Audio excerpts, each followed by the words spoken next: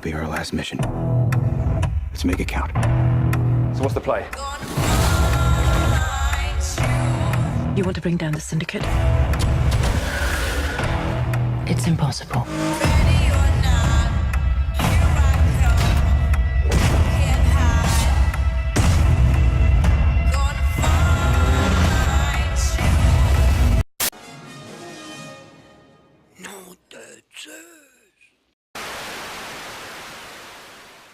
Bonjour à toutes et à tous et bienvenue dans ce nouveau numéro de Qu'est-ce qu'on regarde ce soir. Et ce soir on va regarder Mission Impossible, The Rogue Nation.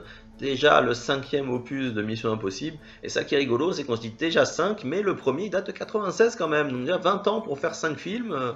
Faire un film à peu près tous les 4 ans, finalement c'est pas si intensif que ça. Quand on vit dans un monde où Marvel nous sort 2 films de super-héros par an.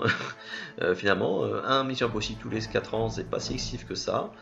Et donc voilà, donc le cinquième opus de cette saga, donc qui est un peu la continuation de Ghost Protocol, puisque Ghost Protocol se terminait avec un Ethan Hunt qui partait un peu à la recherche du fameux Syndicate. Et donc là, dans cet épisode, 5e épisode, on continue à développer cette histoire-là. Et donc c'est vrai que c'est rigolo, c'est que j'ai découvert ce film peu de temps après avoir vu Spectre, le dernier James Bond.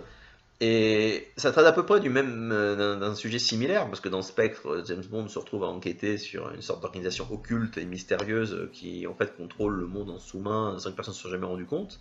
Et bah là, dans Rogue Nation, c'est pareil, puisque Ethan Hunt, quand ça commence, en fait on apprend que ça fait des années qu'il enquête sur le Syndicate, mais qu'il n'a jamais réussi à trouver vraiment de preuves tangibles de leur existence, jusqu'à ce que ces derniers décident de frapper fort et de faire accuser Ethan de trahison. Et où Ethan se retrouve à devoir enquêter sur eux sans avoir l'appui de la machine MI, Mission Impossible, et qui en plus même la Mission Impossible c'est carrément même fermé au tout début du film. Donc ça qui est intéressant, c'est qu'on reste dans le style Mission Impossible, mais disons voilà, contrairement à Spectre où dans le film commence, James Bond découvre l'existence de Spectre. Et dans l'étendue du film, qui doit durer même pas en durée, ça doit faire 2 semaines à tout casser, allez, 1 mois grand maximum, il arrive à tout démêler et limite à démanteler le truc, alors que là, quand ça commence, Rogue Nation, ça fait déjà plusieurs années que Ethan enquête dessus, même une fois qu'il a été accusé de trahison, il passe un peu, il se fait oublier, et là aussi il se passe encore un certain temps, avant qu'ils reprennent contact avec les anciens alliés pour finalement essayer de faire tomber pour de bon le Syndicate. Donc c'est plus logique, on va dire, qu'il ait récupéré toutes ces informations, Ethan pour faire tomber le truc, c'est normal, mais ça fait des années que tu travailles dessus. Donc là, voilà, la traque de ce syndicat, je trouve, est mieux fichue que ce que c'est la traque du Spectre dans le dernier film. Après, bon, on retrouve toujours les scènes spectaculaires dont nous a habitué la série. Et là, on a un personnage féminin un peu fort qui est joué par Rebecca Ferguson, c'est ça, voilà, qu'on peut voir ici, donc qui est un membre du Syndicate, mais dont l'allégeance est peut-être pas aussi claire que ce qu'on pourrait penser. Alors, vous en avez parlé avec Julien, lui ça le faisait rire, c'est vrai que on découvre rapidement le méchant, le chef du Syndicate, et c'est vrai que son personnage, à la fin, elle est trouble. Il y a des fois, elle fait des choses, on pourrait penser qu'elle est contre le syndicat. Et c'est vrai que souvent, le méchant lui laisse sa chance. Il lui laisse sa chance plusieurs fois dans le film. Donc c'est vrai que Julien me disait, ouais, en gros, le mec, il te présente comme un génie du crime. Le mec, il a réussi à monter une organisation incroyable, qui est plus grande que tous les gouvernements. Et en gros, il va se faire avoir juste parce que la fille, alors que c'est évident qu'elle l'a trahi, il lui laisse des chances. Mais c'est pas aussi flagrant que ça, parce que dans le film, plusieurs fois, il laisse sous-entendre qu'il a des doutes sur elle, mais qu'il pense qu'elle a un potentiel et que c'est pas ça qu'elle a garde. Alors ça, c'est pas dire que c'est facile, hein, mais au final, c'est pas si déconnant que ça. Au final, le méchant, je le trouve sympa, parce que je sais pas, le méchant le plus charismatique qu'on ait jamais vu dans ce genre de film. Mais après, il est pas mal, et il représente une menace crédible face à Ethan et son équipe de Mission Impossible. Les acteurs, on retrouve les acteurs habituels, et même on retrouve la plupart de l'équipe qui avait été mis en place dans Ghost Protocol, le film précédent. Donc ça reste une bonne continuation.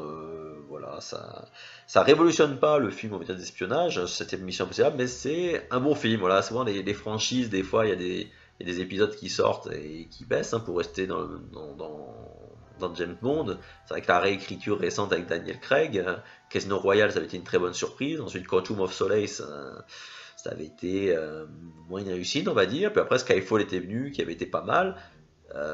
Donc c'est vrai que ça a des hauts et des bas. Donc c'est vrai que déjà, parce qu'un bon opus, ça reste toujours agréable à regarder. Et c'est vrai que voilà, Rogue Nation, ça reste un très bon film. Voilà, j'ai passé un très bon moment devant.